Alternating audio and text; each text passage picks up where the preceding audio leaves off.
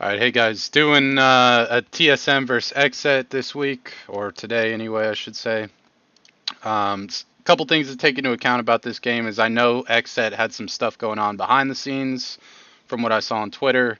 And then secondly, they did play around where Castle Geo dropped out of the game or whatever, and they won that round, but they had to replay it for, league rules or whatever was going on. So I can imagine these two things combined had a, you know, mentality, created some mentality problems in terms of the game, and, affected them in a way. So that's why in a lot of my videos, almost always, I talk about mentality, building morale, staying positive, because this game is so, like, focused, or I don't think people realize how much this game revolves around mentality. Like, the better mood you're in, the if you have a good night's sleep, like all these, like eating well, like all these things are gonna attribute to your mentality every day, right? So in this game specifically, mentality has a big effect. So that's why I always touch on it, always talk about it. But just a couple things to keep into account, which could or could not have had the impact that it had in this game. So I just want to bring that up before we started. But I thought it would be interesting to do XSET again, just because we did XSET last week. We did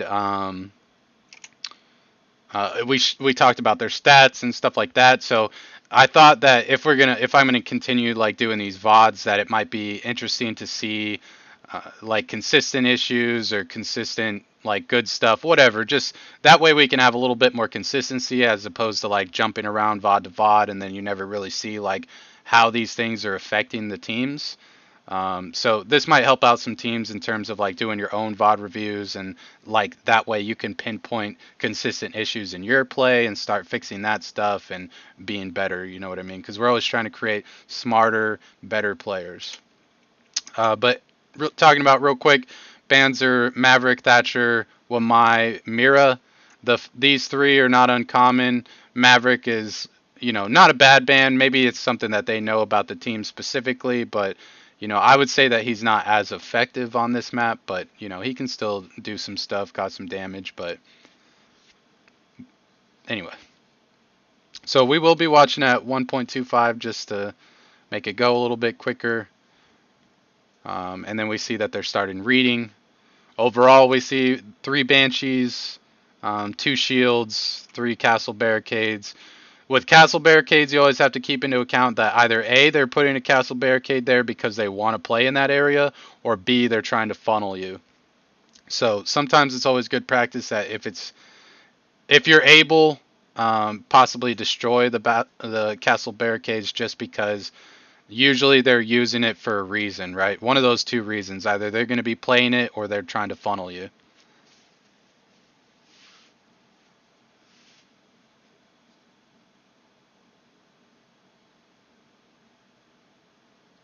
Overall standard setup. But one thing we can notice is that so a lot of teams, when they play on this floor, especially in the T3 level, I don't think they necessarily understand. There's some of the teams, not all the teams, but they don't necessarily understand like when we look at this, we saw that there was 2 ADS right here with the shield, then they have a shield here and there's an ADS here. What I see a lot of teams do is either they'll um, put a lot of focus in cocktail and then they'll just leave this side weak, or they'll build up this side and they won't give really too much utility to cocktail, and they're just very quick to give up the top floor and not waste utility and time up here. And on reading specifically on this map, like one of the biggest, like why this side has become so popular is because you can just in these two little spots, right, you can create so much issues for the attackers. You can cause them to spend so much utility. You can just waste so much time on the clock.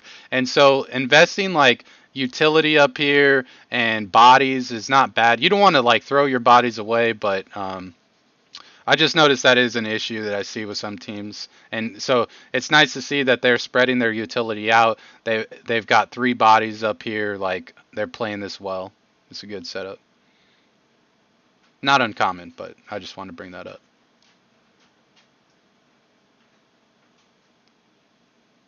And I assume that, I wish I could see. I assume there's a mute jammer on the freezer wall.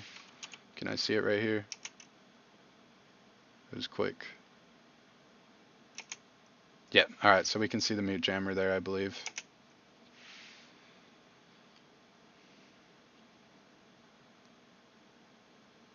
Alright, so we see the first shield go down. We can see that both concussions were used, or yeah, she's using a lot of utility, but did get rid of that shield, made the Goyo reposition, so it's not bad. But at the same time, like, no one was able to play off of it, but at the same time, you have to have map control to do something like that. And there goes the second concussion. Currently, we're not looking bad. It's a minute 47. Only lost 2 drones, so that's pretty good. I know that that was an issue that we talked about quite a bit on the last map, is their drone economy and droning itself.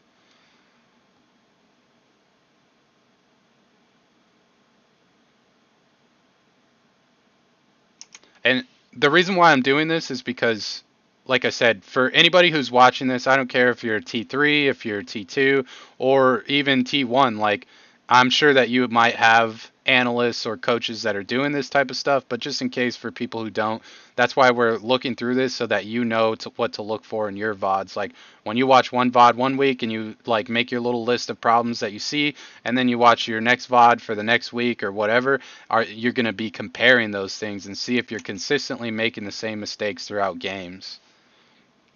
That way you know what to improve on, how to fix it, or at least talk about how to fix it, stuff like that. So we see first pick going to XSET here, which is good. And so we can see there's a layered defense. Initially, I believe Castle was top floor. Could be mistaken.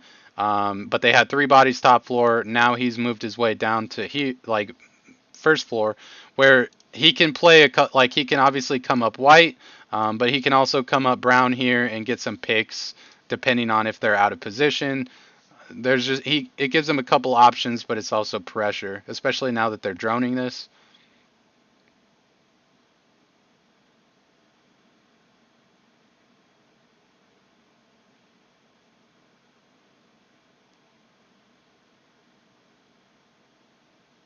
All right, so now we're looking at 45 seconds. So this is where I consider crunch time, is anywhere from like the 50 to 45-second mark, because at this point you kind of, if you're able to, you kind of want to be able to start your execute, because if you're waiting till the last, 20, 25 seconds or less to execute your actual plan of planting or whatever you're trying to do, which should be planting, is there's no room for any kind of error, right? So if you wait till the 20-25 second mark and the guy is planting and the C4 flies, kills him, or someone swings, kills him, whatever, that puts your team in a bad position, because either A, they're going to have to frag everybody at that point because the time is so low, or B, someone needs to like refrag immediately, pick up the diffuser and start planting, right? But if you're trying to achieve your execute around this time frame,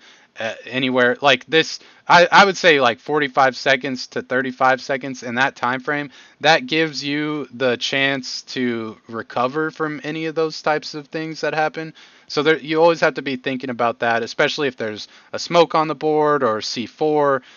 In this case, they have 2 C4s, and that stuff can affect your actual execution, right? So take that stuff into account when you're looking at the clock at this point.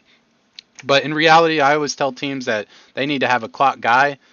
Just like I talked about in a video, they need to have at least 1 or 2, or possibly everyone on the team is a hype player, like hyping each other up on good plays, droning, whatever.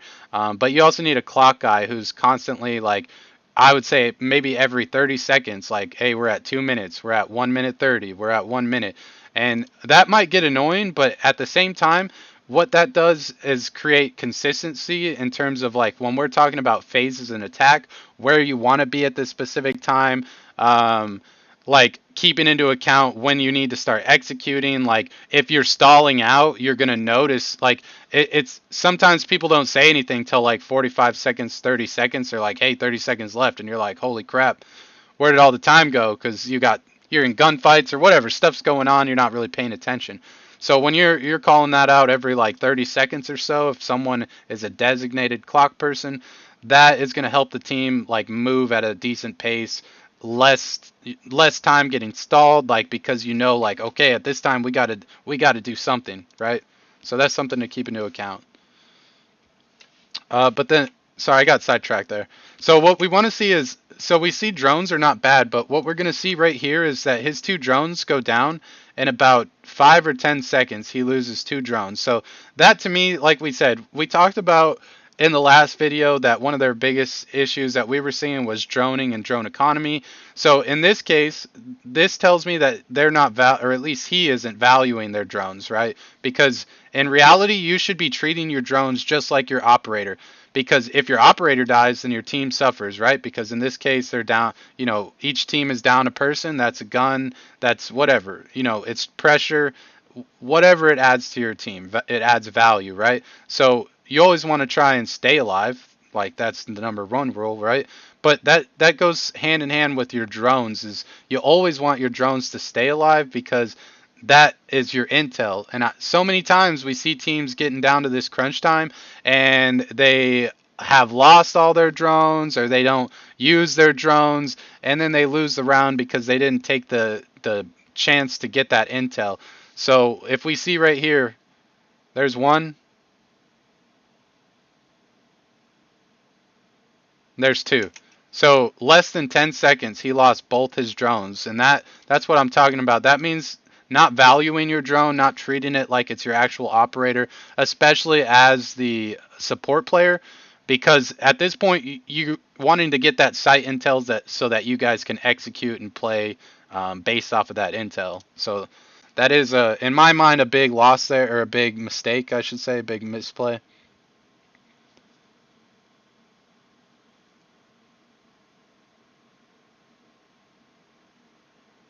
And we can see that now this is exactly what we were talking about is they had 50 seconds or so where they could have spent maybe 15 seconds getting solid site intel and then creating an execute on what they should do, but instead they've wasted over around 20 seconds, and really they have created no openings for themselves, right? They haven't done anything. They've just been playing vert holes hoping that someone's going to swing into them, and at this level people are not going to do that, or they shouldn't, right? It's not going to be a consistent thing that someone's going to swing into you and give you a free kill. You have to create your own opening. So that's something to talk about here is that we have a Hibana on the board and none of it was used to create any pressure on them.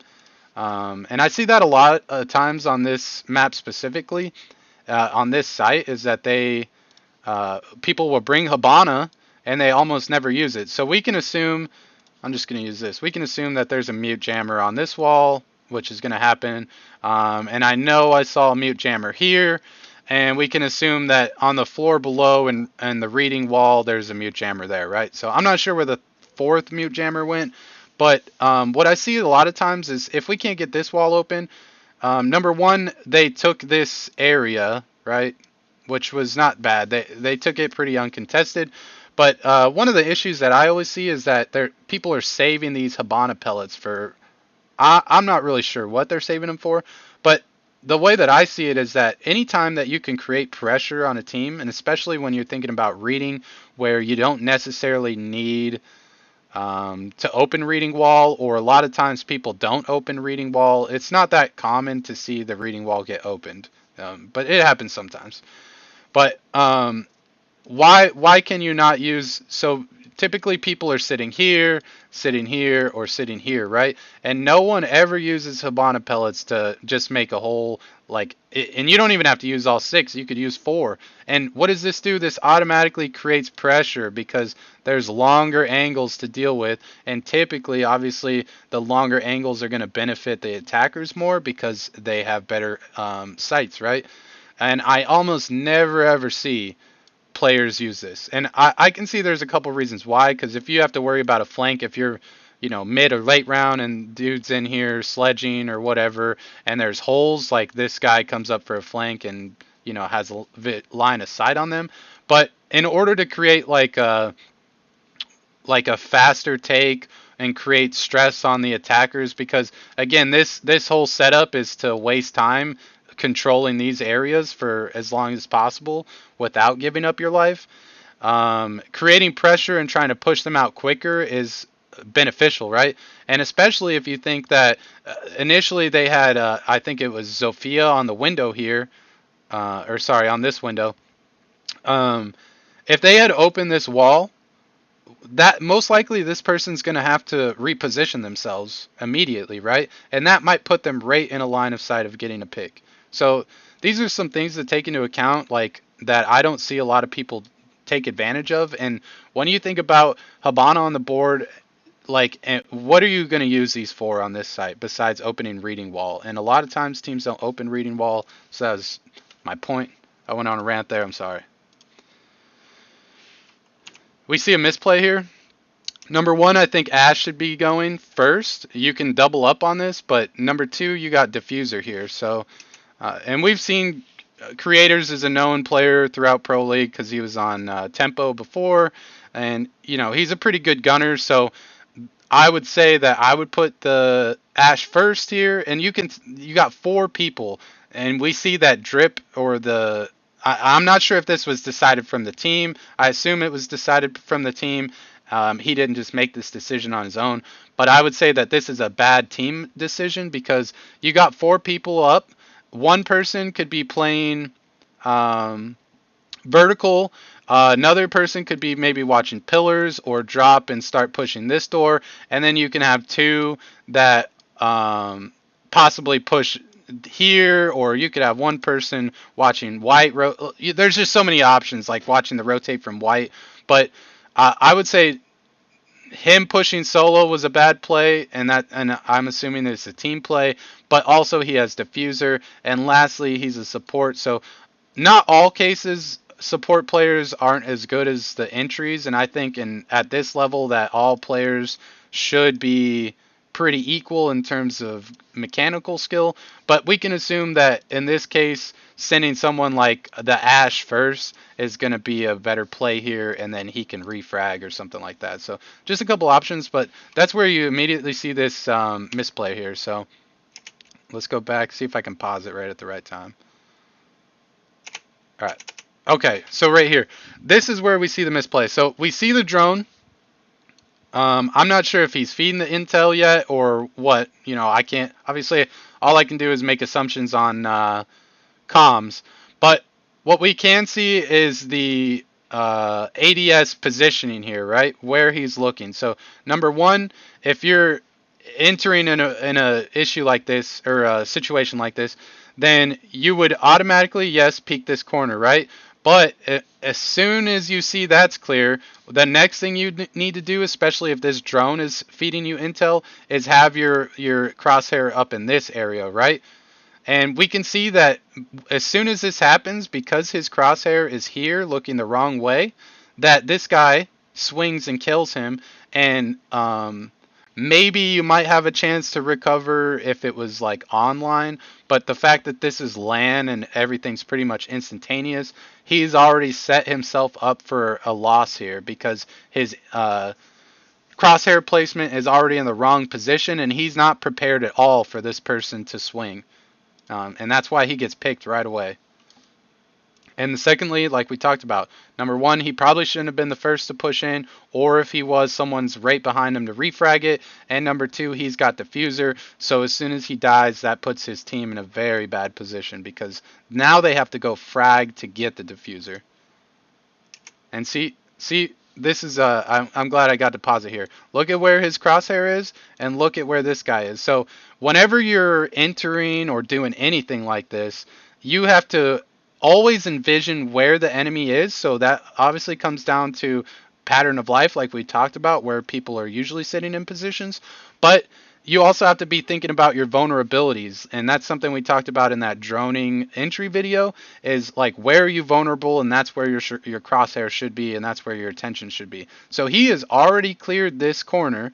There's a drone here that should be feeding him information unless they're just completely misdroning.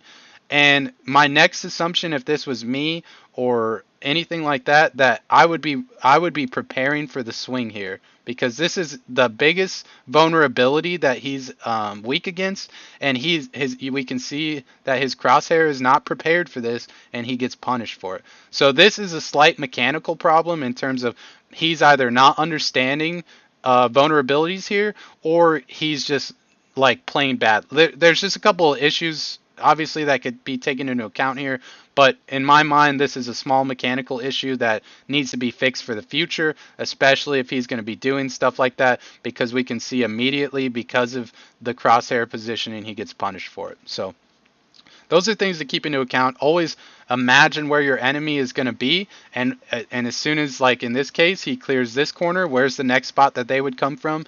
They would swing over around this column, right? So that's where your crosshair needs to be. You need to be prepared for that play, and he was completely unprepared. See him get picked. They get a refrag, which is good, but you can imagine if they had won that gunfight, where would the round have gone there, right? If they hadn't lost, number one, the Hibana, and number two, the diffuser. So it's not his fault. I think that's a team fault, but obviously there was a mechanical issue there. But we're talking about if your team loses, almost always it's a team failure, and we could see throughout the round that there was quite a few issues with the team play there. All right, so I did come in here and do some stuff. We'll put that. Whoops.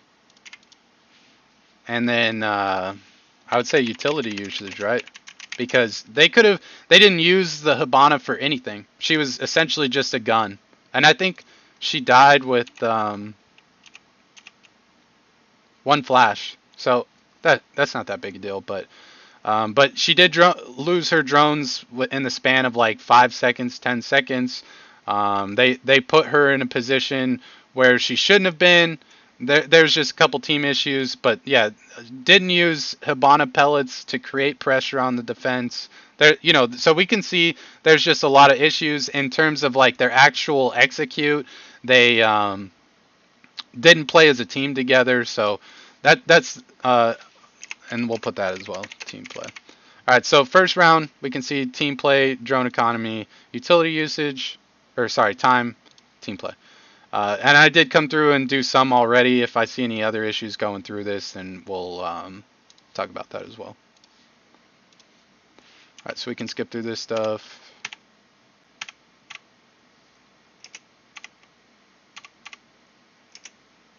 Okay. So second side is kitchen. They're rocking the same lineup, which is fine. Only issue I see is getting walls open at this point, so that's going to heavily depend on the vertical play. And then we can see that they showed a castle switch to the bandit, maybe just creating some mind games, maybe just for no reason.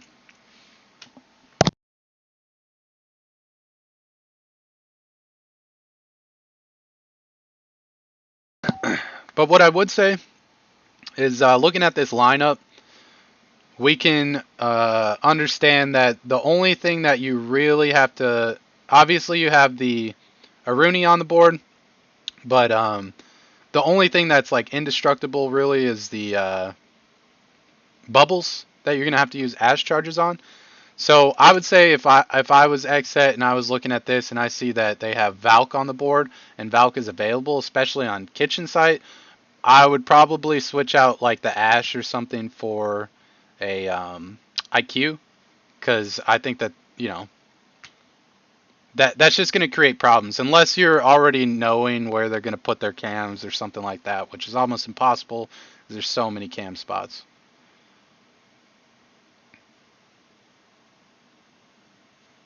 One drone down early, no big deal. It's okay to lose one early. And then we can see that the common Valk spot out the window. Yeah, this is a common Valk spot that we see. If I was any team at any level, I mean, this spot here has been around so long that it should just be like, if you see Valk on the board, you should just be looking over here automatically just to see if there's a cam. But that's just my opinion, because it's so common and it's been around for so long.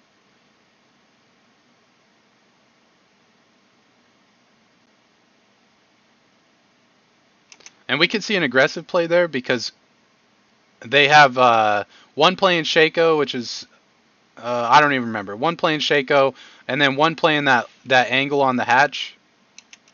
Okay, Mozzie. So we can see a Rooney playing there, and then we can see this aggressive angle. All right, so this is support, right? If they peek this hatch, if they drop this hatch, he can either get a kill or put some serious damage on them, and then that'll allow the Rooney to swing. And it also means that they can't just rush this Rooney. You know what I mean? So they're vulnerable to that angle. It's a common pre-fire spot, but it's still a strong angle.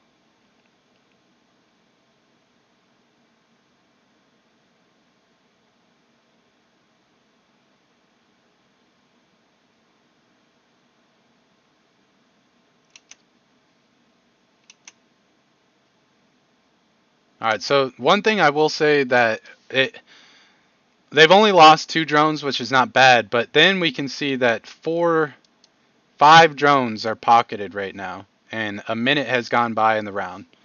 So again, drone economy, in my opinion, because this is a time where you're clearing out the roamers. So we do see first pick go to them, but that was a misplay unachieved. That was definitely a free kill on the Zofia there. But it happens. It's not anything to be concerned about.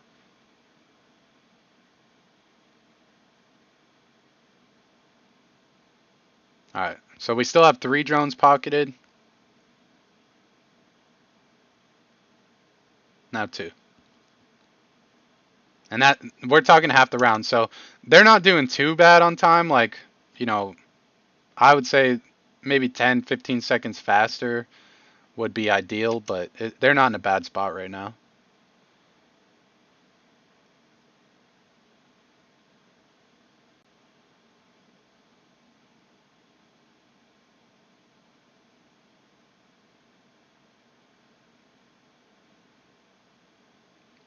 And you can see the setup itself, like this, they played this so well because look, there's a minute 2 seconds left, and they have really accomplished nothing. Like they're just now opening vertical, and they're concerned about flanks. Like you can tell that they're stressed out.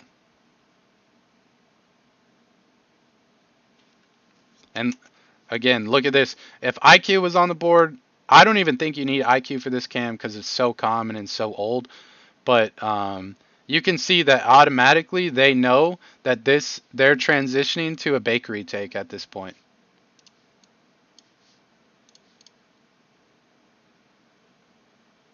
That's 3 bodies over there that they have intel on. That's unfortunate.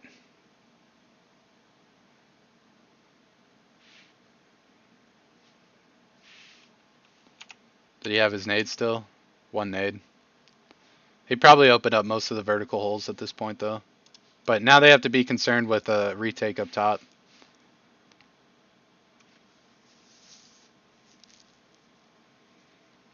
And see, now we're definitely in crunch time, and they've really gained nothing. So I'm not sure if there's some indecisiveness on this plan or what was going on here, but it doesn't seem very efficient in terms of like the take itself and what they're trying to accomplish. Because now we got some people going towards whiskey side.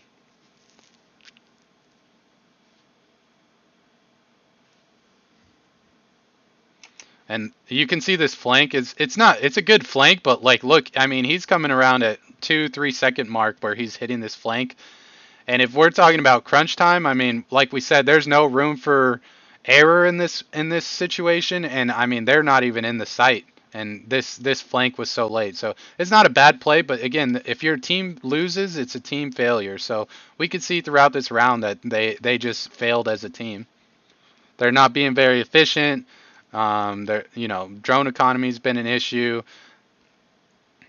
And that Valk cam gave them so much intel to play off of, like that hurt them severely as well. All right, so we see that they're going bar here. This is where I see an issue is sledge on the board. I think that you can 6-pick this sledge because outside of his nades, when they're top floor, there's not too many things that Sledge is used for. And you can bring other ops that could provide stuff that's going to be more beneficial to your team. And speaking of, this is why I have this open. Iana, whatever. She's a big option here. Number one, it provides you an extra drone, which obviously droning is a problem for them. But number two, it gives you the hand cannon or the Gon 6, and you get 2 frags. So you can get rid of, if we look at they have 6 flashbangs. If someone's playing Pixel, for example, they could flash that out, can use the Gon 6 for it first, and if that doesn't work, then you can use Ash Charge or something. But you also have the 2 nades.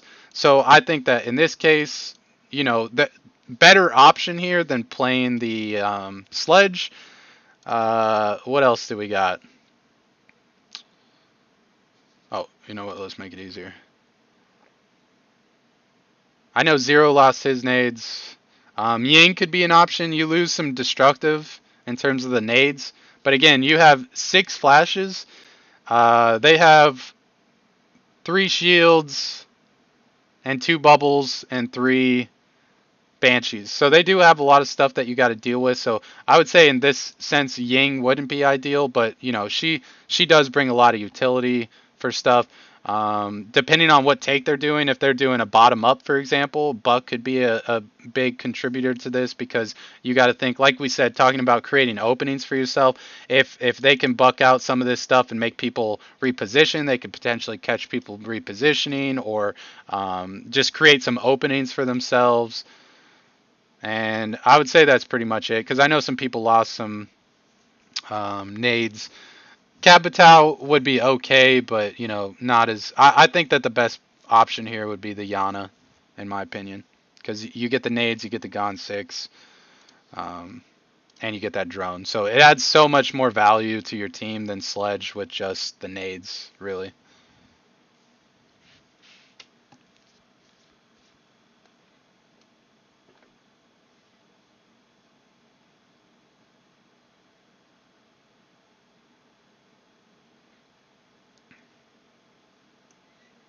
Alright, so I'm assuming there's going to be shield here. And then we have I think this was it EU that did this first? I don't remember what team, but I think this came from EU. I could be mistaken. I don't really remember.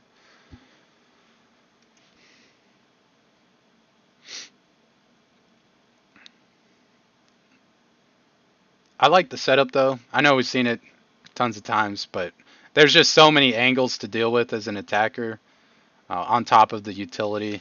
So it's very, very smart strat.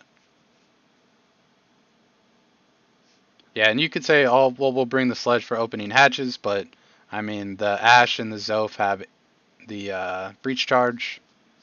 They can open up hatches as well. Or if you bring the Buck, he can go up there, open hatches, come back down. But that's a little bit of time wasted, so.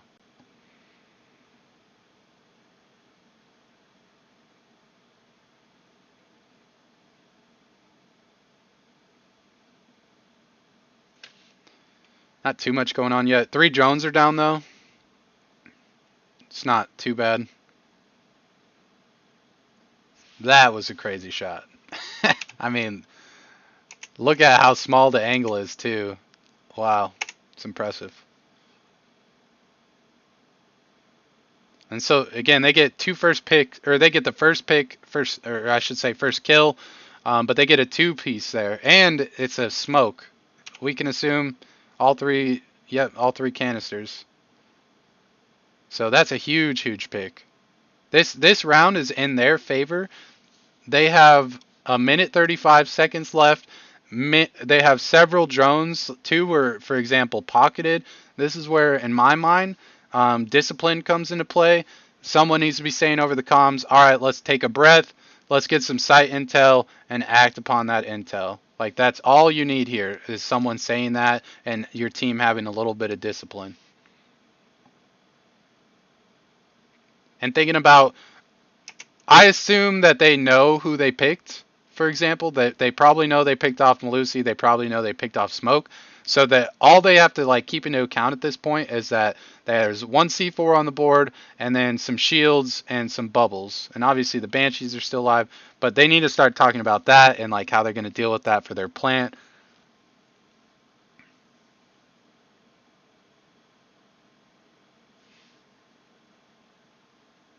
We see the Ash go down.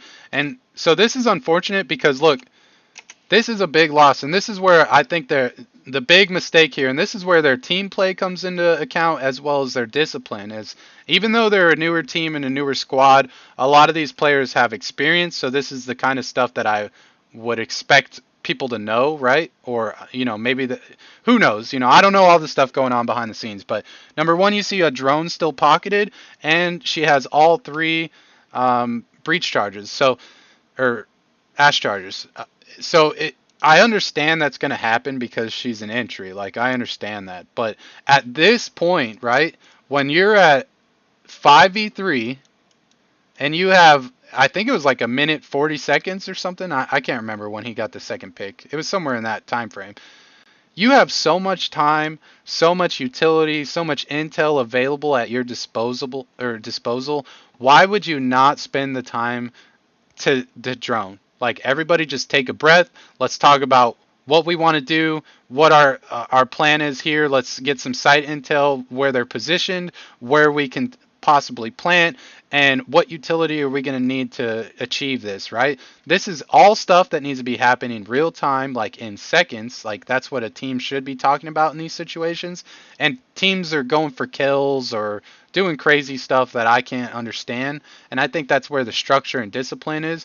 Like, you can be an aggressive team, and I think TSM is a good example of that. You can be an aggressive team, but you can still be structured. Like, TSM is, no, like, in my opinion, and from what I understand, is an aggressive team, right? But they also have a lot of structure behind them because they don't play stupid. They don't just run around and throw lives away most of the time, right?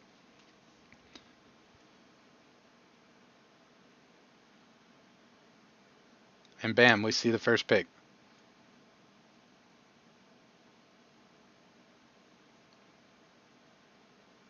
Refragged, which is good. All right, 4v2. Again, we got time. We got intel at our disposal. Not too many drones at this point, which is unfortunate. And again, died with a drone in pocket. So that's kind of a misplay there. But you got a lot of time and a lot of room to create an openings and create pressure and execute, right? I can see how this is unexpected because, I mean, it's a 4v2 and he's sitting and reading. That's a little bit unexpected. But again, like, you always have to be aware of the possibilities, right? You can't always assume. This is where, and I'm not saying he did this, but this is where, in my experience, that when I watch VODs of T3 teams, for example, when something like this happens to them, or when I watch the FPL games on Twitch of people streaming, they're automatically like, why is this person there? Like, I understand it doesn't make sense, but at the same time, you were completely unprepared, right? And he got a pick off of it. So now the numbers are a little bit more even. Do I recommend that he's positioned here? No, but is it going to pay off? Like, possibly. You always have to be reflecting on yourself and what you could have played better. That was a misplay. He was, again, not aware of his vulnerabilities. Even if you don't know if someone's white on the window, it's not uncommon for someone to be there, and he just completely full sprint.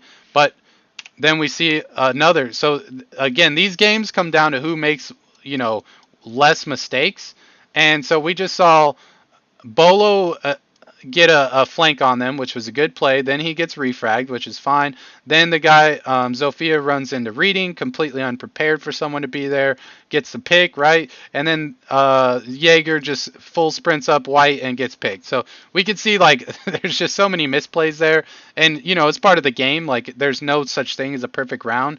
But the less mistakes you make, the better, right? But then, so then we see this next big misplay. And why? You have to ask yourself, why would you swing in right here? Number one, no intel. Number two, you got 54 seconds, right? We've been talking about this the whole round here. You have 54 seconds. There's one drone available in pocket. All it took was him saying, hey, I have a drone. It's 3v1. Let me toss my drone in the window here, get intel real quick, and then we'll plant, right? That's it. That's all that was needed.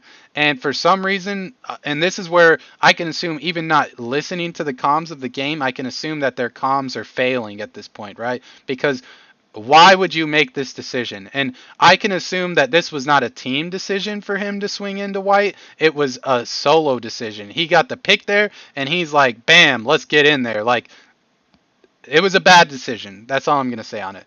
They are clearly not taking the time to assess the situation. Look at the time on the round. Look at the board. What do you have at your disposal? Like, there's so many options that they could have played or used throughout this round to make things in their favor, and they continued to throw them away, right? This round should have been so easy from the beginning when they got that 5v3. And he's got the diffuser. So what does that force? That forces these two players to have to go frag at this point. They cannot do anything because they don't have the diffuser. And if I'm him with this gun, you're going to play the diffuser to death. Like, that's your only option, is at least either get a pick and then you can start playing passive and force a plant. But unless if it's 2v1 like this, like, why would you give up that diffuser at this point?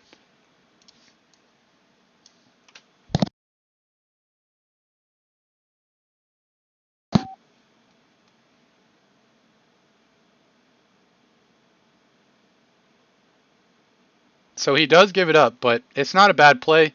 And again, catches him completely off guard. I guarantee that the sledge there probably didn't even take into account that this guy is over in that position. So this was actually a really smart play on his part. Um, and that's, again, always being aware of your vulnerability. There, and we could see that they just like throwing this round away.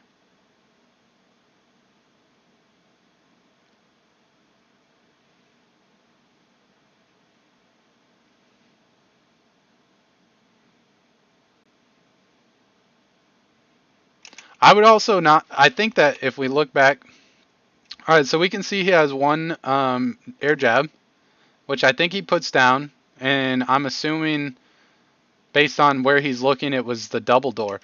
So what? This is a slight misplay. It's not bad, but what I would have done here is when I put that air jab down, I think the better play would have been planting here, because that means that they have to push either this air jab or they have to swing, right? But when they swing this, you have a little bit more space to deal with the swing. There's more room for you, right? And you have a couple different options on that side. By planting here, I mean, there's nowhere for you to go. Like, he's just going to come around with this big gun and just pre-fire, and there's only this little corner for you to be in. So you've limited your options of like what you can do personally as well. And we see that exactly happen. All right. I think we might have forgot. But anyway, so last round, I'm pretty sure we forgot. We had time and decisiveness on terms of like where they. I'm not sure what their whole plan was, but possibly dropping the Ash for an IQ, or just expecting where the Valk cams would be, checking standard spots. This round, possibly dropping the Sledge for Yana, a Buck, or a Ying. And they did do a bottom up, so Buck would not have been a bad option there, but they would have lost the two nades. And Yana, obviously, you get that extra drone, you get the new secondary, and you get the two nades. So I think that Yana is a better option. Droning, we saw, was a big issue, especially at that point where they were 5v3. They had like a minute 40 seconds left, and then several other instances through the round. Drone economy and bad team play.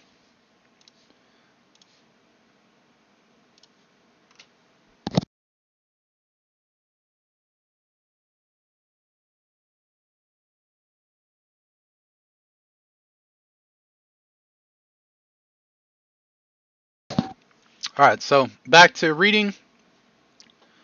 Obviously, Sledge should be back in the mix for this.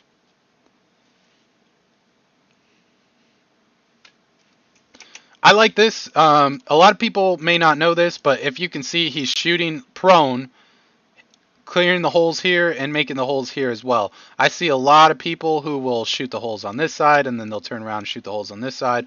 All about being as efficient as possible, and obviously in this case he's conserving ammo. So anybody who doesn't know that or doesn't do it in the future, hopefully that's something that you can look at doing. Help you out a little bit in terms of setup time, stuff like that.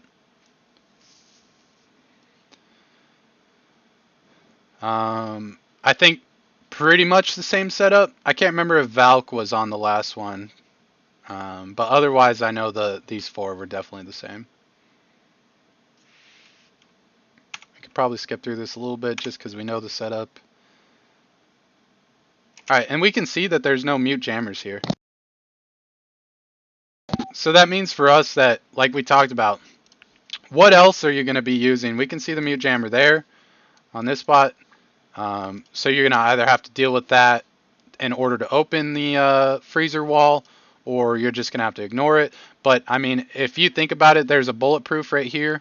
So you could just shoot some Habanas, open some holes, create some pressure. Like, what? I just don't see any argument as to why not, because what are you going to use the Habana pellets on? And then I would say that this is a slight failure in adaptation on TSM's part, because so far, pretty much every round, I think, they've repelled on the cocktail side, right?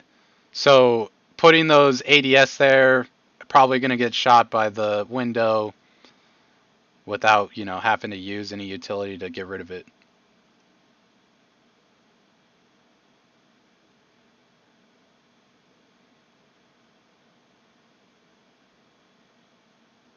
Oh, I wanted to touch on this. So we look at drone economy. All right, so we see this is where we're talking about drone economy. Is we see a drone right here, which is getting some intel, but at what cost, right?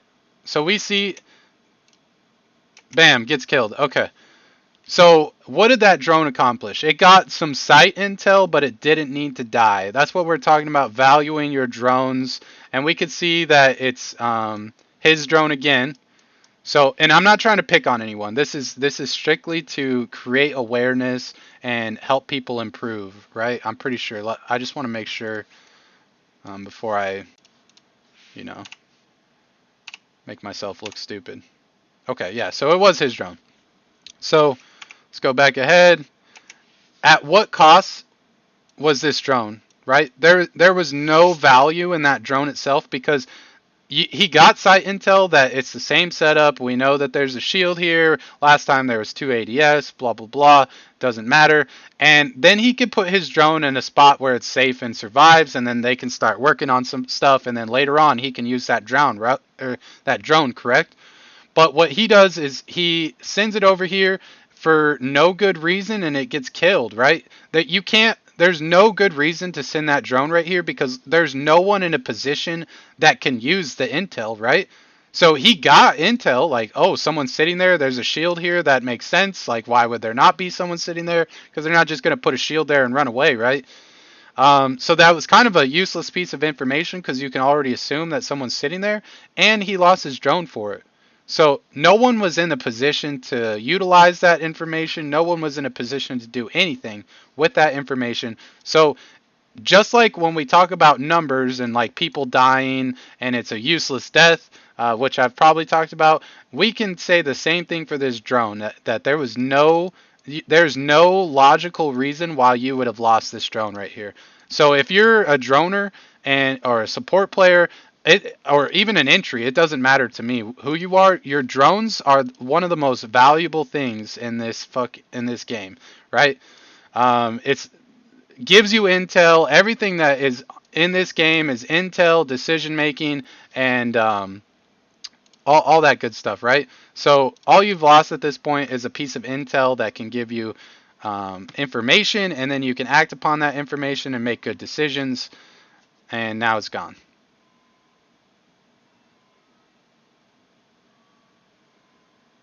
All right, and we can. I'm not sure why we use all that utility when he's on this window over here, right? Because I think he can get, yeah, see, if he wanted to, he could have just peeked vertically or whatever and got the two uh, Jaeger jammer or the ADS. Sorry, my brain. He could get the two ADS from this window and the shield. He can get all of that just by himself, and they wouldn't have had to use any of that utility.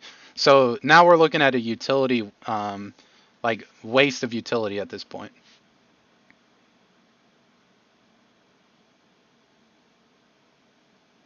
All right, he gets a little too aggressive there, loses.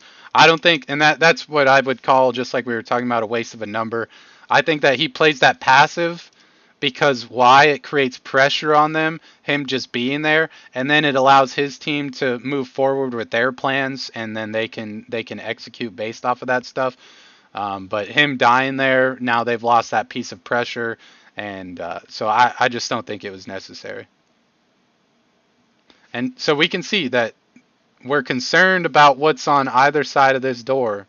Just like we talked about, can use some Hibana pellets, even 4, just to create some holes, create some problems. Um, but we're not. That was a nice pick.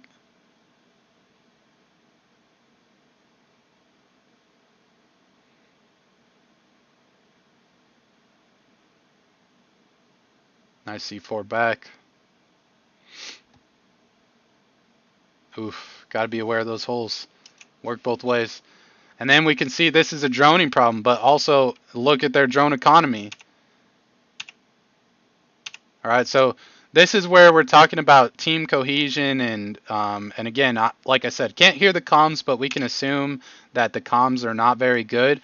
Is like when we're look at all the drones that are dead, right? So many, and there's just so much time left, and that's like what we're talking about. They're, in my opinion, just watching this, that they're not valuing their drones at all. And that's what cost them right here is they have no idea that someone's still in cocktail at this point. Number one, that's because of lack of droning, and number two, again, they're not being prepared for what they're vulnerable against. If you swing into cocktail and you have no information, you should assume that someone's either in this area or you should assume someone's on planks, like holding a tight angle on the double door, right? Looking this way. And then once you've cleared those, then you move on, right? But you can see that they were completely unaware of it, and he's like looking down at the vertical holes when he stands up and picks and watch. And this is due to also not clearing effectively. Like they've lost numbers, and they never even cleared cocktail effectively, right? They never pushed that far to clear it, and instead of when he comes around this double door right now clearing it, he automatically looks down at the vert holes, which is arguable because someone could be looking up the vert holes, which it does look like someone is. But that's where you got to ask yourself, like, are we using our utility to be able to be successful here? And again, we're talking about there's all these Hibana pellets that haven't been used that could create some pressure holes. Like so many options. All right, so he does get picked from the vert holes.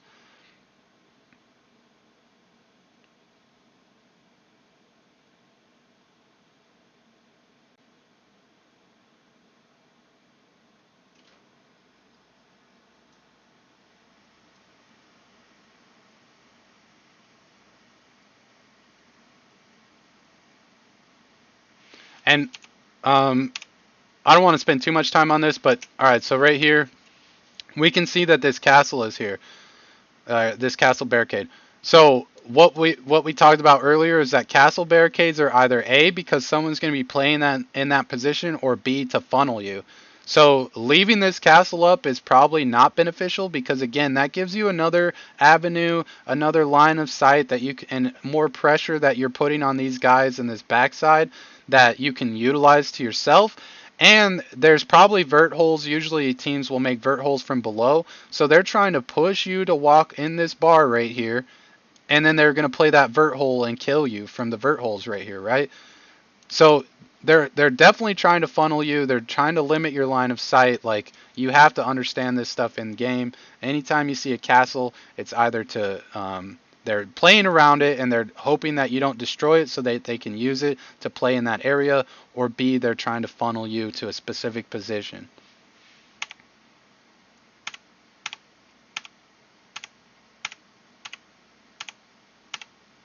All right, looks like they're taking a technical timeout or timeout, whatever. Doesn't matter. All right, so last round was round 4, I believe. So drone economy, droning, utility usage, like we talked about, didn't need to use all that utility on the cocktail ADS and shield because, I mean, essentially you could have just got it yourself from the window, and then we could see that, it was some bad team play, and then also going back to the Hibana, not using pellets. Like, what's the point of bringing Hibana if you're not even going to use them, right? It's just, you could bring a different op if you're just not going to utilize it at that point. So if I was this guy, I'd be talking about let's be a little bit more efficient here. They're not in a bad place. It's 4-0. If they can win the next 2 rounds, then that's not a bad half. Obviously, it's not ideal to what you want, but things could be worse, right? And so this is where, a pep talk comes into play. Let's take some time, use our drones efficiently. Let's keep our drones alive, because maybe I don't know what all he's watching during all this stuff, because I've never been the guy standing in this area watching what's going on. So his attention may be other places, like listening to their comms or whatever. But if he is able to see this stuff, then I would be talking about, need to be a little bit more effective in your droning and clearing things together, playing as a team together. It seems like there's a lot of solo stuff going on, a lot of solo decisions, all that stuff, and, trying to get him on track.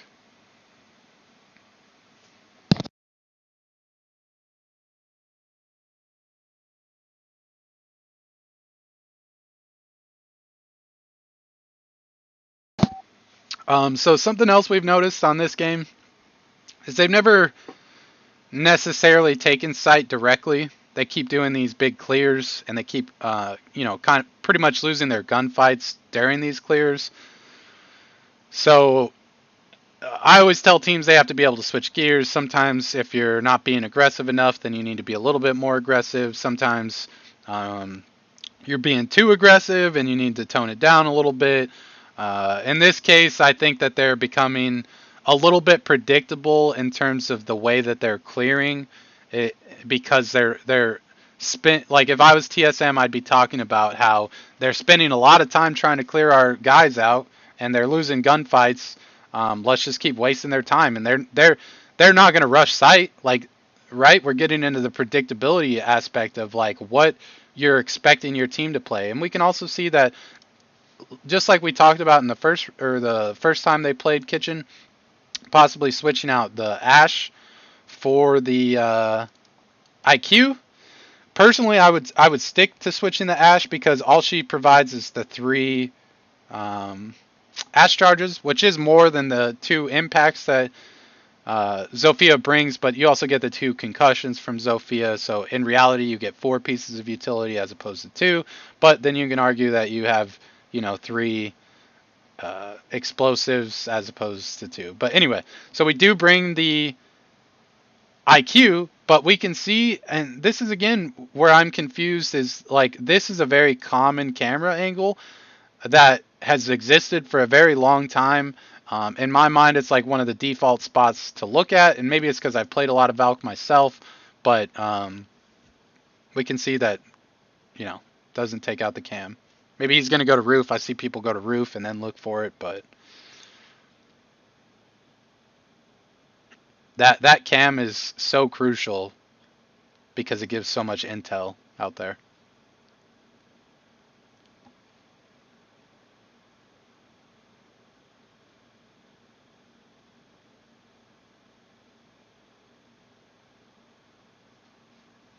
And that's the thing too, is when you look at this lineup, everything is to control, like the Banshees and the gates.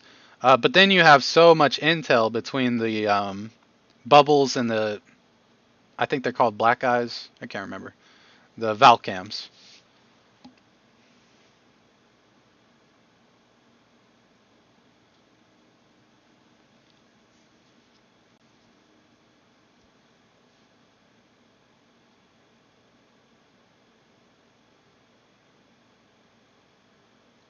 And again, we can see that this setup, and especially with, you think about the utility that's used up here and how much time they're wasting, like it's all worth it, right? And they get first pick. So then we see that this first pick, so does have two jabs out, only has one in pocket, but has a pocketed drone, and this is your flank watch, right? So that is a big loss. Obviously, I don't know how he died to that C4, um, but the other thing to take into account is, like, we're talking about drone economy. 2, 3, 4, and essentially 5 drones are ineffective at this point. Like, they're dead, um, and that's a huge loss, because when you think about, it's a minute 42 seconds right now.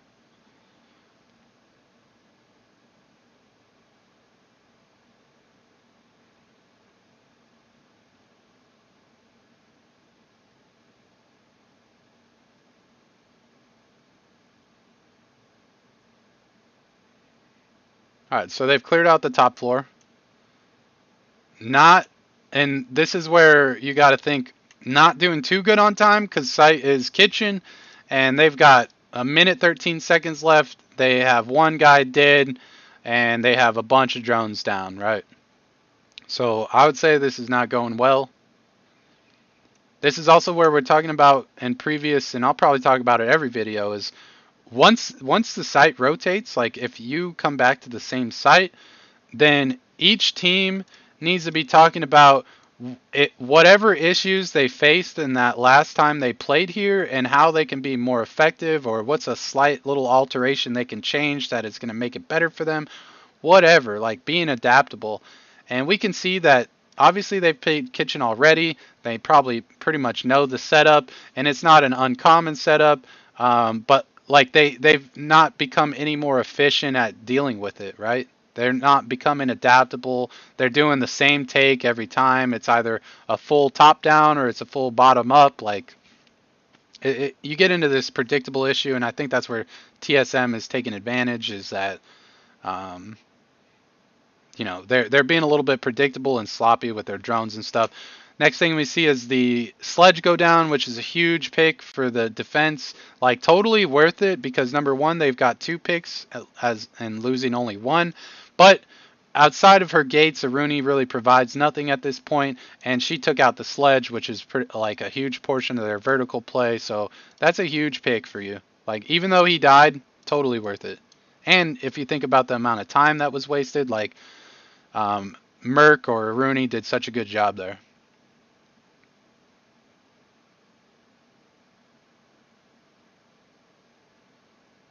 All right, and we can see a misplay here. So, number one, obviously they're going low on time, right? They haven't cleared effectively, because we can see one guy's whiskey. It looks like one guy's in Christmas down there, or whatever you want to call it, near the restaurant area. I think I call that, I don't know. I think I call that Christmas, because I think that's what it's called. I can't remember off the top of my head right now, but they have a good crossfire going, and then there's obviously the guy on the bunker, or whatever it's called, the stuff. Anyway, what we see happen here is, I mean, they're running low on time. They don't have many options. There's not much they can do, but we can see that he has 2 flashbangs. Could have got rid of this Aruni gate, which will allow them to at least attempt to push through the door, but he automatically peeks and just gets picked right away. And now, at this point, I mean, round was probably already lost at this point anyway, but there's no way they're getting in sight, right? The only option is to jump through the window. Yeah, we can just skip ahead. We're going to see. No options. They lose a round. All right. So this round, drone 5, drone economy, droning, time.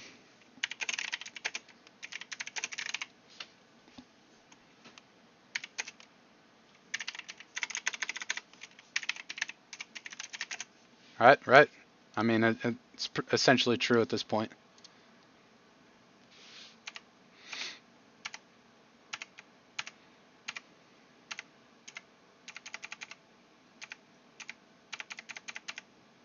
All right.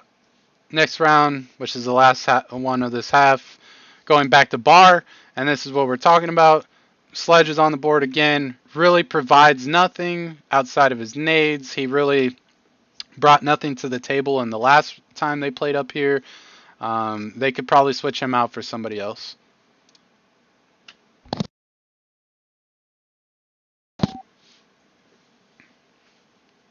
Interesting, they switched from the Goyo to the Iruni, though. So that's a slight change on their part, and that also means, again, mind games for them because they're going to be thinking it's the same setup. We're going to have to deal with those shields, and maybe they'll do a completely different take because they're expecting that setup, and then they're just going to find out that, it was they did it's a completely different setup at this point.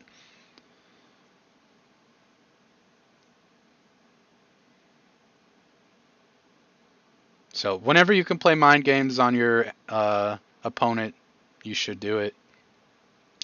This looks to be a little bit of an old school strat with the castles here.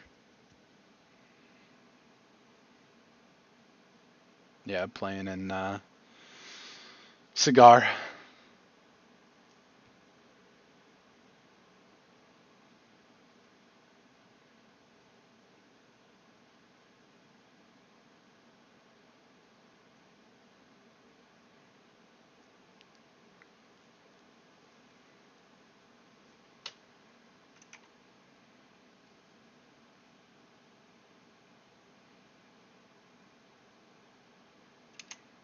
And then we can see them playing reading.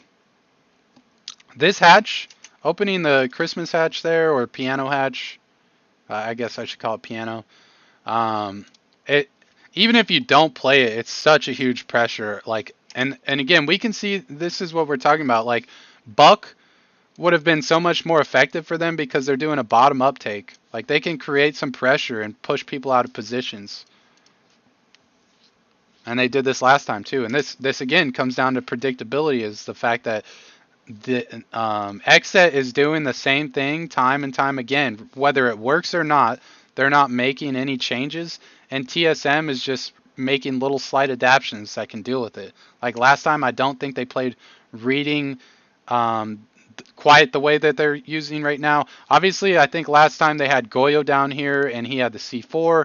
I could be mistaken, but they didn't bring Goyo this time, so they put the mute down here and he's got the C4. So we can see they know someone's in reading at this point. Oh, and they got the ping that he is there. All right. So it should be a play here. There goes the C4. So that's something that they don't have to worry about at this point.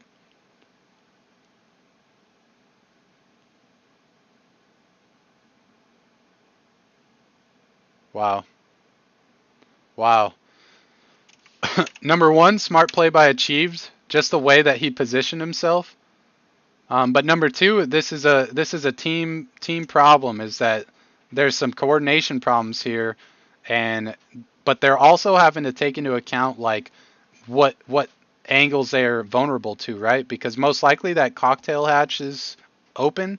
Someone could drop into laundry, and someone could be playing white when the Zofia pushes. So this is actually like a pretty hard kill for them to get in terms of taking into account what angles they're vulnerable to. But you got to think they invested so much time and utility just to get the mute here. Like we look at the time, but he also got a double kill, and then we can see all drones in pocket right there. And then let's see what kind of utility they had. All right, so two, and then used all of the ash charges here just to get this kill, and then they didn't get it. They didn't even get it. He got both kills. So there's definitely a coordination problem here, which also leads me to what we were talking about earlier was possibly the communications throughout the game. And then we can see they've played the cocktail windows over here every round as well. So that like very predictable in terms of like what they're doing and how they're doing things. So I don't know if that's just their structure, if they're not a very adaptable team, or if it's because they are a newer team. There's things to take into account that I don't know about because it's behind the scenes. But just watching it from this point of view and seeing the last two games, we can see that these are consistent problems for them at this point. And then we can see Mute getting another kill. So not only did they not clear him out, they spend so much intel and time on him, but they're completely. And let's think about. I think that's three. I want to say 3 rounds out of the 5, or I guess we're on round 6 now. So 3 rounds out of the 6 at minimum that they have swung into this white window, right? So that's where we're talking about predictability. Is like it's pretty dangerous. Number one, to swing in a white window like that, but number two, when you're doing it consistently throughout the game, you have to understand it at this level and probably any level that if there are smart players on the other side, they're going to start seeing these consistent things because and that's where your time utilization comes down to being effective at this point is because we can imagine TSM's comms every time like with any team that I work with, I always tell them use their op phase, use their prep phase to talk about what they need to do, what potential issues they're going to run into. If it's a site that they played before, what issues did they run into before so that they can be more effective this time. This is all the stuff that I tell them that they need to be thinking about, need to keep in consideration. And so when you're talking about this, if these players, let's just act like they're not TSM or a pro league team at this point. If these players are intelligent in any way and they're using their time just like we talked about, they're going to talk about how every time they've swung in or like 3 rounds or whatever, however many times they've swung into this white window. So let's be prepared for that. Like it's that simple, and that's where you get into the issues of repetitiveness and predictability, and that's where you get punished for it.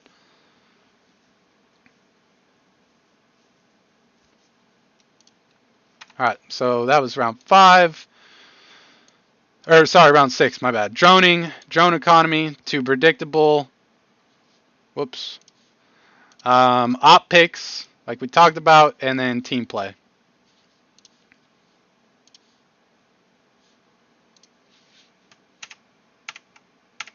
Huge round by Achieve, though. That was well played. Okay. All right, so they're going top floor, and looks to be pretty much same setup that TSM was using. We can assume that there's 3 shields. So they'll be probably playing the freezer, bathroom, pixel shields like we saw TSM do. They've got 2 bubbles, 3 ADS, and 3 gates. So there's a lot of stuff to deal with in terms of utility here. And then when we look at TSM's side, they've got the Ace, which is probably a pretty decent pick. Zofia, Ash, Sledge, Standard, and then they got their flank watch for the Nomad. I'm not sure if XSET is I guess when we watched Clubhouse they were going for some flanks, so probably good to have the Nomad, especially on Kafe. It's never a bad pick.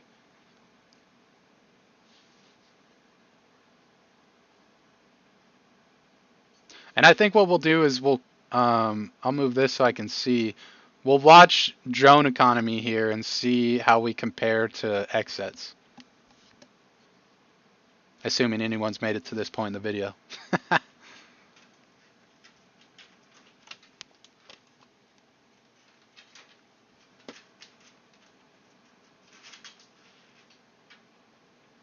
Alright, so this is interesting. They are playing bathroom with a shield and an Aruna gate here, but this wall is reinforced, so there's no rotate to get into freezer or out of freezer either way, which is interesting because I mean you kind of trapped your guy here in a little box unless he can run across and get into the hallway. And then if we're looking at utility, we see Smoke didn't bring a shield here, which is also interesting. So we have 6 pieces of barb and no shield on the Smoke, and obviously we got the 2 Goyos, but I mean, I don't think that you need the 6 pieces of barb. That's just my opinion. I think the shields always, especially with the way shields are these days, like it's always going to be beneficial to have the shield. So, interesting strat though.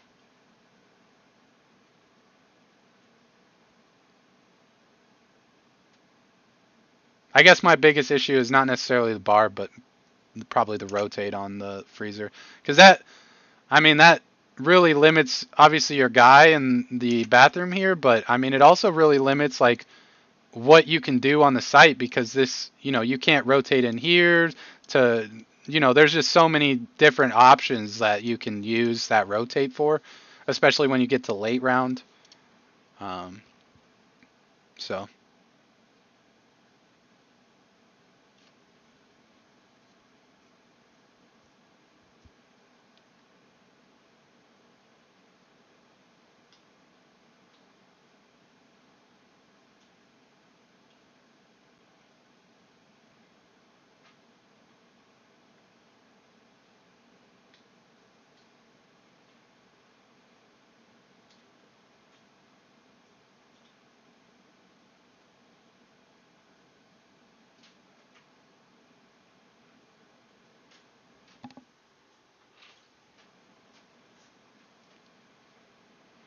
All right, starting round pretty slow, but what we can see is um, we're at a minute 41 in the round so far, and we've only lost one drone, so that's pretty good for TSM.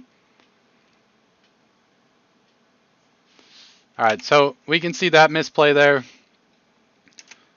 This is definitely a guaranteed C4 kill, and he threw it at an angle where obviously it didn't land on the ceiling here, but it just like flew and landed on the wall and pretty much accomplished nothing, which it happens, but you got to think that this is your only C4 on the board, and if you're going to use it, then, you got to use it to be effective. So he caused 0 damage. I guess a little bit of damage maybe on the Ash, unless she was shot by somebody else. But so kind of a wasted utility there, but it happens. It's not that big a deal. It's unfortunate, mostly.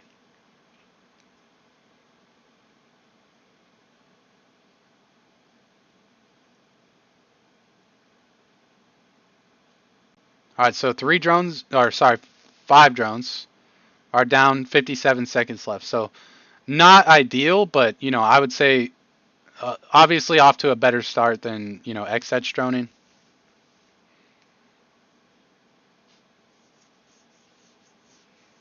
They get first pick, and that was on the flank watch, so that's pretty nice. Did he have his? I'm assuming air jabs are down by now, right? Yeah.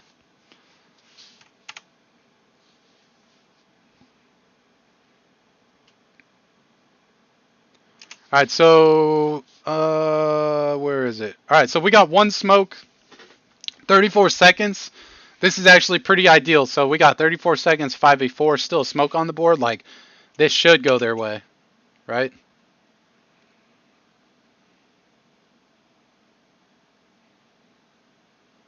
Five v three, even better. But we can see the second smoke is used a little bit early. It's used right at the 23-second mark. I would have waited till like the 20 or 15-second.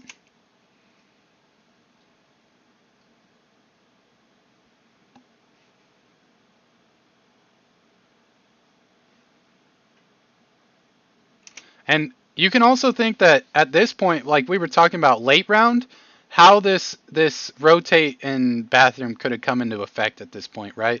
Because they've got obviously one in freezer, and then you got 2 in the hallway over there. So either of them could have come through and been a supporting in this situation, right? Because you've got a guy over in cocktail, you got 2 over in white hallway, and then 1 bathroom, or sorry, freezer.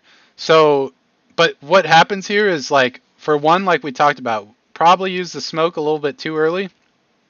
But number 2, we can see that plant is going down, and no one is really in a position outside of this Goyo to make an impact on denying the plant at this point, right? C4 is gone. People over in White Hallway. This guy is not prepared at all in Cocktail. And so no one is in a position to help stop this plant except for the Goyo. And especially because there's no rotate in the freezer bathroom spot.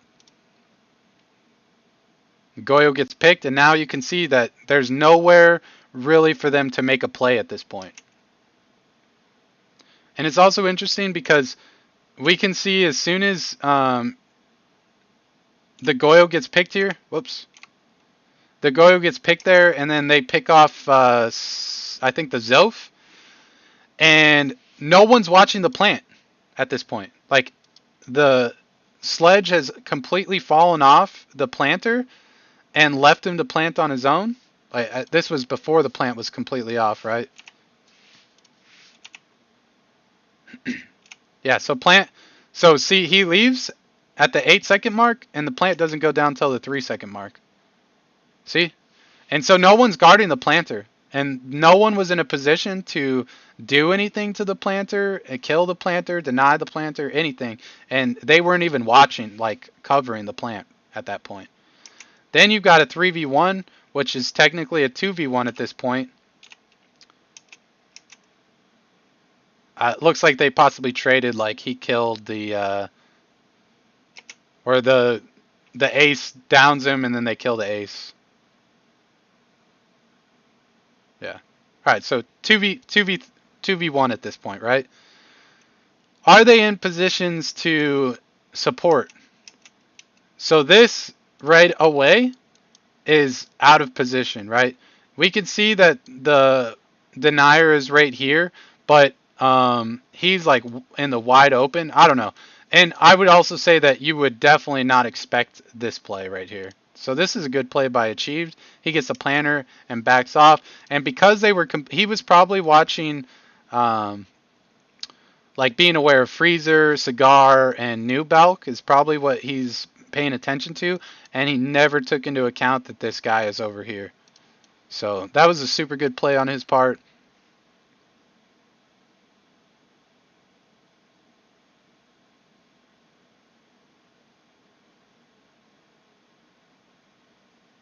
Wow. And that's what we're talking about. Team play is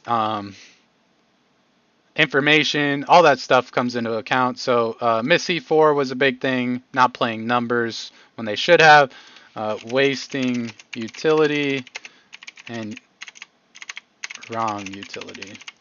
Because they picked 6 barb, and that really it didn't affect it all. And if we think about it, they could have brought a Malusi instead of some of that barb, because the Malusi effectively is going to achieve the same thing as the barb, except it's not as easy to destroy.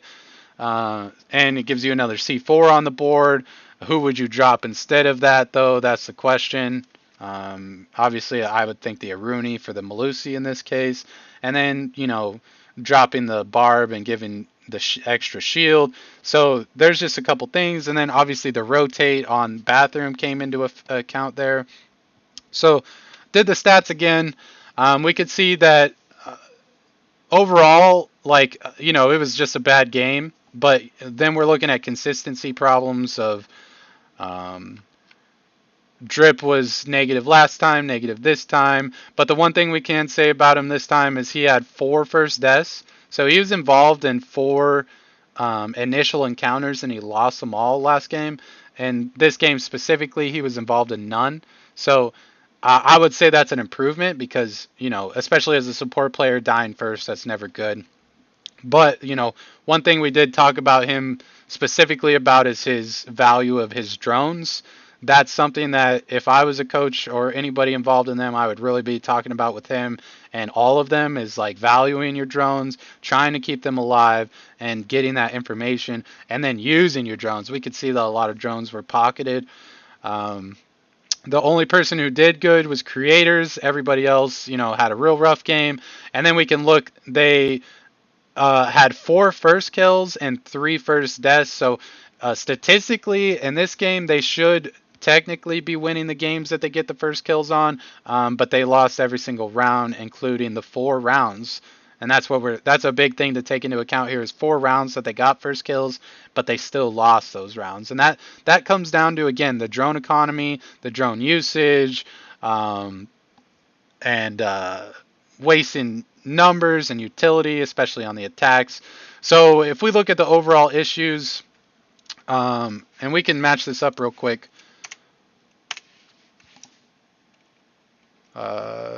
Whatever. I don't really care right now.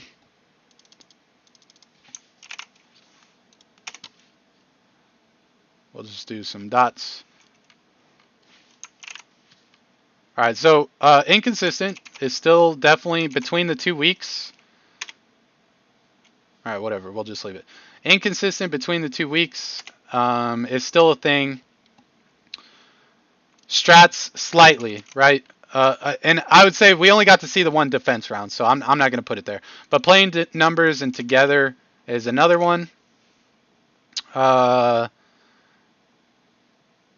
of vulnerabilities. That happened in this game and last week, so that's 2 weeks in a row that's a consistent problem. Drone economy and weak droning, that was definitely the case today, and we know it was the case last week, so that's another consistent issue of theirs. Predictable and not adaptable, we've talked about that several times today. And time utilization, we can assume that, or we definitely know that's an issue. Let's see, time, drone economy, utility usage. Operator picks. And I think that we talked about some operator picks last week. So we'll put, where was it? All right, whatever. We'll just make our own thing. Op picks. Right. Team play. So the reason why we're definitely putting this is because obviously team play was a big issue today, but team play was an issue last week as well, and especially when we think about the first round against Oxygen on Clubhouse, they were up like 5v3 or 5v2, something like that, and they lost the round because they just gave Yoga or whoever it was a bunch of 1v1s, and he just ended up winning every single 1v1, and they never played off of each other. But we can see it was an issue today. Hot picks, team play, not playing numbers. That's an issue, which also, correlates. So we'll just do that. All right. So over the last 2 weeks, we can see that and these are matching problems. So these are what I would call consistent problems. In week 1, they were inconsistent. They weren't playing numbers / together. They weren't aware of vulnerabilities. I can remember specifically, I think it was Thomas, for example. In this case, this is just one example of it. There was obviously other things, but he ran into construction, tried to pick up a muted drone. Laxing was like in a little rat corner, smoked him. He was completely unprepared for it. So this is an issue where they're overall, the team as a whole is unaware of like what they're vulnerable to. They're not taking into account like what could potentially be around this corner in this room, whatever. They're not thinking ahead. That's a consistent problem. Drone economy, weak droning. We know predictable, not adaptable. We know time utilization, op picks, team play and team numbers, and then I would say comms, right? Comms, we could tell just by watching, even though we can't hear the comms, we can just assume or tell that their comms are weak in some aspects, right? So I would suggest like anybody who hasn't watched my comms video, if you made it to this point, to definitely watch that because it'll be so beneficial to you. But these are the consistent. So I'll probably go through these guys specifically throughout the season. I'm obviously going to be doing other games, but just so that we can show like, so people can see like consistent issues like that are going on and even at the pro level, it doesn't matter what level you're at, your team is always going to have consistent issues. That's where VOD reviews come into play, is you can pick up tendencies from, for example, TSM. So if you're a team coming up against TSM, you can use those weaknesses against them. Same thing, and that's where we're looking, and that's more of what we're doing in terms of these types of VOD reviews, is looking at what mistakes they're making, what they could have done better, what they could do in the future, if they have consistent problems that, they need to be aware about in the future. That's what all this stuff is. It's not, like I said, I'm not picking on anyone or, trying to be rude or anything. This is all constructive criticism and what issues they have and what they need to be preparing for. So, if I was XSET or any team at this point, if you're doing VOD reviews on yourself, you need to be going through doing stuff like this and then seeing if this is a weekly or a daily problem for you guys, if this is a consistent issue, like issues like this, and then you can see like, okay, we're consistently not playing our numbers, we're consistently bad with our drones, whatever, and then that's where you can start tweaking those things and fixing those things and improving those things. This is all to become smarter, all to become better, and that's the same thing with the first kills and the first deaths. We're trying to see if there's a pattern of players dying first or a pattern of players getting kills first, because that's really good to see. And that's the same thing. KD is not necessarily important, but the one thing that it tells you is consistency, right? If we're coming in throughout the season and we see like they're consistently not even going 1-for-1 or whatever, and they don't have like just a standard like even score, then that means that consistently, that most likely they're making mistakes, whether it's positioning or whatever. There's so many different things that could go into it, and that's what that's what you're looking for in KDs. Is not, and that's what a lot of ego people talk about. Is like, oh, I have a 1.3 KD, and that's cool. That's cool, but what is it in comp, and are you consistently 1.3 in comp, right? And then and then when we're looking at this stuff in future weeks by the end of the season, what kind of stats are they going to have overall, and that way we can see what kind of consistent problems are overall, blah blah blah, all that good stuff. So I'm going to stop it there because I'm pretty sure this video is longer than it should be, but I think there was a lot of good stuff to cover in it, a lot of good stuff to talk about. So thank you for your time. I hope you enjoyed the video.